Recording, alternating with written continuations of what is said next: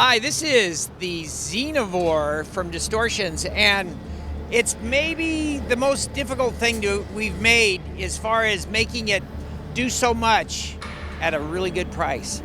The Xenovore.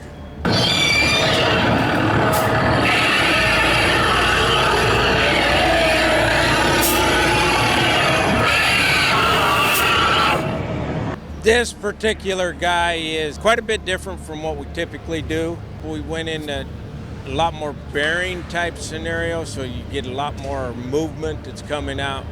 He's flinging water so much more. We put two jets on this rather than just a single jet, but he's flinging it just because his arms are moving so much, so it's just, you're getting a wide spray of water on it instead of just a direct spray.